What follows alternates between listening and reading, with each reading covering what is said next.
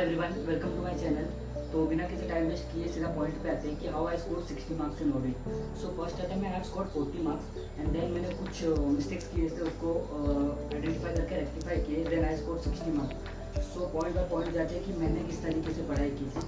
सो सबसे पहले मैं आपको बताऊँगा कि मैंने कौन से प्रोफेसर के लेक्चर्स लिए थे एंड कौन से रिसोर्सेज मैं यूज़ करता था रिविजन के लिए। तो प्रोफेसर के लेक्चर मैंने सी एस सार्थक जैन सर के लेक्चर्स लिए थे, पेन ड्राइव लेक्चर्स लिए थे एंड उनके ड्रोन चार्ट से ही मैं स्टडी करता था। सो रिसोर्सेज भी मैं ड्रोन चार्ट थे एंड अतुल अग्रवाल सर के स्टैंडर्ड और ऑडिटिंग के साथ में करता था। सो सबसे पहले तो मैंने एक ऑर्गेनाइज वे में पैटर्न बनाया था। जैसे सार्थक जैन सर कहते हैं कि ऑडिट को 4 पार्ट्स में डिवाइड करो, तो मैंने भी उसी तरीके से अपने प्रिपरेशन स्टार्ट किए थे। 4 पार्ट्स एज इन स्टैंडर्ड्स और ऑडिटिंग एंड रिलेटेड चैप्टर्स हुए उसके, and second part professional ethics का हुआ, एंड थर्ड पार्ट हुआ company audit and other topics like company audit और उसके रिलेटेड जो भी टॉपिक्स है वो, एंड फोर्थ पार्ट हुआ देन रेसिडुअल चैप्टर जैसे स्पेशल ऑडिट्स हो गए। तो फर्स्ट हम बात करते हैं company audit and related topics. तो company audit and related topics में आते हैं अपना कंपनी ऑडिटर हो गया एंड कारो हो गया, ऑडिट ऑफ CFS हो गया, audit committee and corporate governance हो गया। सो इसको मैंने स्टडी किया था सार्थक जैन सर के ड्रोन चार्ट से एंड मॉड्यूल में से मैं क्वेश्चंस करता था। तो सबसे पहले मेरा स्टडी पैटर्न बहुत ही सिंपल था।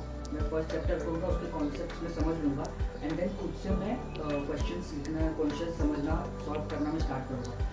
तो फर्स्ट रिवीजन में तो मैंने कंप्लीट कॉन्सेप्ट क्वेश्चंस प्रैक्टिस किए थे एंड देन मैं मार्क करता था जो भी कॉन्सेप्ट में डाउट हुए या क्वेश्चंस में डाउट हुए उसको मार्क करता था for the second revision. Because second revision में मेरे पास ज़्यादा टाइम नहीं होता, तो जो मार्क वाले सम्स है और मार्क वाले क्वेश्चन है उसी को मैं सॉल्व करता था। तो ये फर्स्ट पार्ट तो मैंने सिर्फ ड्रोन चार्ट से किया, और आपके पास जो भी मटेरियल होगा आप उससे कर सकते हो। प्रोफेशनल एथिक्स भी मैं सार्थक जैन सर के ड्रोन चार्ट से ही मैंने पूरा प्रिपेयर किया है एंड मैंने प्रोफेशनल एथिक्स में proper schedule and clause number proper याद रखा था, क्योंकि एग्जामिनेशन में हमें वो कोड करना बहुत ज़रूरी है। अगर मार्क्स स्कोर करना है, एक्स्ट्रा मार्क्स स्कोर करना है उसमें, क्योंकि क्लॉज नंबर और शेड्यूल के भी मार्क्स होते हैं। सो ये भी मैंने प्रॉपर याद किया था, और मैंने MCQs एंड क्वेश्चन भी बहुत प्रैक्टिस किए थे इसके, एंड जिसमें डाउट होता था उसमें मैं मार्किंग्स करता था।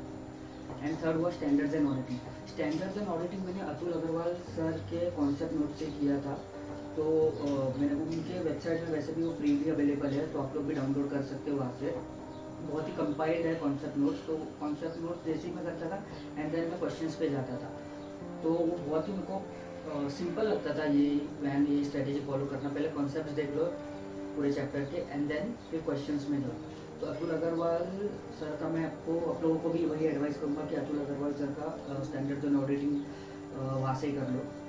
एंड लास्ट बढ़ते हैं रेसिडुअल टॉपिक जैसे PSU हो गया, ऑडिट ऑफ बैंक्स हो गया, ऑटोमेटेड एनवायरनमेंट हो गया, ड्यू डिलिजेंस, इंटरनल कंट्रोल हो गया, ऑपरेशनल ऑडिट, मैनेजमेंट ऑडिट, ये सब मैं स्पेशल ऑडिट्स में कंसिडर करता हूँ। सो इसको मैंने कैसे प्रिपेयर किया था, मोस्टली क्या होता है फर्स्ट 3 पार्ट तो हम लोग कर ही लेते हैं एज अ स्टूडेंट। हम ये 3 पार्ट करके जाते हैं और हम लोग मोस्टली सोचते हैं कि स्पेशल ऑडिट में से 1-2 चैप्टर कर लेंगे एंड देन एग्जाम में चले जाएंगे, जो कि बहुत बड़ा रिस्क क्रिएट करता है। बिकॉज 40 to 50 मार्क्स तो अभी स्पेशल ऑडिट से ही आए। आज मतलब आप अभी देखोगे एग्जाम का पैटर्न और ट्रेंड देखोगे तो इसमें से 40-50 मार्क्स आ रहे हैं, तो उसमें से हम लोग एक भी चैप्टर छोड़ नहीं सकते। सो इसको साइड बाय साइड करना बहुत ज़रूरी है। तो इसके लिए मैं क्या करता था, अगर पूरा क्लियर करना है या पूरा पढ़ना है, तो अतुल अग्रवाल सर का उसमें यूट्यूब में वीडियोज़ है जिन्होंने उसमें हाईलाइट्स किए हुए हैं। तो वो हाईलाइटेड वीडियो और वो हाईलाइटेड जो क्वेश्चन है उसको मैं नंबरिंग करता था एंड उन्होंने जो हाईलाइट किए मैं वही आंसर्स करके गया था। उन्होंने नंबरिंग करता था कि टोटल कितने क्वेश्चन है इसमें। सो अकॉर्डिंग टू जैसे ऑडिट ऑफ बैंक में मुझे पता चला कि 20 नंबर ऑफ क्वेश्चन 20 है, तो मुझे मालूम है कि मुझे 20 क्वेश्चन इसी से करने हैं, तो मेरा पूरा ऑडिट ऑफ बैंक ऑडिट पूरा हो जाएगा। तो मैं उस हिसाब से करता था। तो एक साइकोलॉजिकल भी हम कॉन्फिडेंट रहते कि ये चैप्टर किया है रहते थे कि पूरा चैप्टर छोड़ के जाए। सो ऐसे वीडियोज़ उनके हाईलाइटेड और जो वीडियोज़ उनके देखे वो तो मैं खुद से प्रिपेयर करता था और खुद से नोट्स बनाता था, कंपाइल्ड तरीके से नोट्स बनाता था। स्टैंडर्ड और ऑडिटिंग मैंने एक साथ नहीं किया। जैसे मैं ये सारे चैप्टर्स कर रहा हूँ ना, उसके साथ साथ में डेली बेसिस पे 5 to 6-7 स्टैंडर्ड्स लेके मैं उसको ख़त्म करता था। कोई अलग करने बैठोगे तो वो फिर बोरिंग हो जाता है कि पूरा दिन स्टैंडर्ड्स लेके बैठे। तो बेटर है कि कोई चैप्टर कर रहे फिर बाद में स्टैंडर्ड्स होगा, कोई चैप्टर कर रहे बाद में स्टैंडर्ड्स होगा, तो ज़्यादा बेनिफिशियल होता है। तो मोरलेस मैंने 3 रिवीजन लिया था एंड देन एग्ज़ाम ले लास्ट लाइक 7, 4, 2, 1.5 का मैंने रूल रखा था कि 7 डेज फर्स्ट रिवीजन पूरा अच्छे से कॉन्सेप्ट करूँगा, पूरे क्वेश्चन सॉल्व करूँगा, MCQ सॉल्व करूँगा, जिसमें डाउट है बस वही मैं मार्क करूँगा। एंड देन जब सेकेंड रिवीजन में आते हैं जो 4 डेज़ का रिवीजन होता है तो उसमें मैं जो मार्क्स वाले हैं बस उसी पे फोकस करता हूँ एंड हो सके तो जितना कंपाइल करने की कोशिश करूँ उतना मैं कर देता था। तो इस तरीके से मैंने अपना रिवीजन किया। मेन तो मैंने ABC एनालिसिस भी देखा है, बहुत से प्रोफेसर्स का ABC एनालिसिस देखा है, आप लोग भी देखते ही होंगे। बट यहाँ पे बहुत स्टूडेंट मिस्टेक क्या करते हैं कि जो C वाला पार्ट है ना उसको हम लोग स्किप करके जाते हैं एग्ज़ाम, जो कि बहुत रिस्की है। बिकॉज तुम्हें क्या मालूम C में से कोई केस सिनेरियो आ जाए, MCQ बेस्ड सिनेरियो आ जाए 10 मार्क्स का, कुछ भरोसा नहीं है।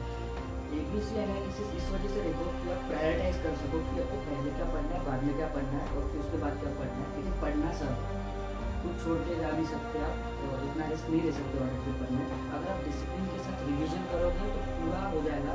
मैंने भी उसी तरीके से किया और पूरा हो गया और ईजिली आप स्कोर कर सकते हो। तो मेरा एडवाइस ये है कि ABC एनालिसिस देखो, जस्ट टू प्रायोरिटाइज कि पहला कौन सा पढ़ना है, बाद में कौन सा, लेकिन करके आपको सब जाना है।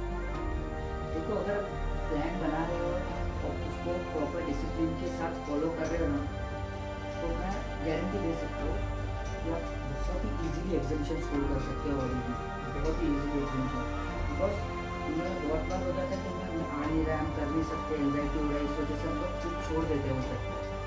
बट नहीं, हम फर्स्ट डिवीजन से प्रॉपर प्लान है, प्रॉपर डेज अलॉट किए कि ये चैप्टर को इतने डेज है, और तुम्हारा गोल भी इस तरीके से सेट करो जो अचीवेबल हो, तो वो हम अचीव करें तो हमें ज़्यादा कॉन्फिडेंस बूस्ट हो।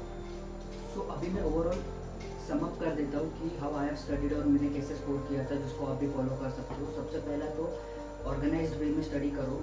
तो फर्स्ट डिवीजन में फर्स्ट टाइम बैठ रहे हो तुम पढ़ाई करने के लिए, तभी ही पूरा प्रॉपर प्लान बना लो। जैसे मैंने ऑडिट में प्रॉपर प्लान बनाया था कि डिवाइड किया था 4 पार्ट्स में, company audit, professional ethics, standards and auditing and special audit. तो इसको मैंने प्रॉपर डेज भी अलॉट किए थे, तो आप लोग भी ऐसे प्रैक्टिस कर सकते हो। एंड सेकेंड थिंग, आप फर्स्ट रिवीजन में सारे कॉन्सेप्ट्स क्लियर कर लो खुद के एंड सारे क्वेश्चंस प्रैक्टिस करो, बिकॉज आपको नेक्स्ट रिवीजन में टाइम नहीं मिलने वाला है सब कुछ करने का। तो आपके जो कॉन्सेप्ट आपको ईजी लगते हैं ठीक है, अच्छी बात है। जिसमें डिफिकल्टी आ रही है या डाउट आ रहा है या क्वेश्चन पे डाउट आ रहे हैं, बस वही सेकेंड रिवीजन में आपको करना है, बिकॉज आपके पास सब करने का टाइम नहीं। We are preparing for 1.5 days, उसके लिए हम प्रिपेयर कर रहे हैं, एग्जाम डे के लिए प्रिपेयर कर रहे हैं, तो ऑब्वियसली हमें प्रिपेयर करना पड़ेगा। थर्ड पार्ट ABC एनालिसिस आप देखो, बट जस्ट फॉर प्रायोरिटाइजिंग करना आपको सब है, पूरा ऑडिट पढ़ना है और सब पढ़ के आप भी पढ़ सकते हो जाएगा।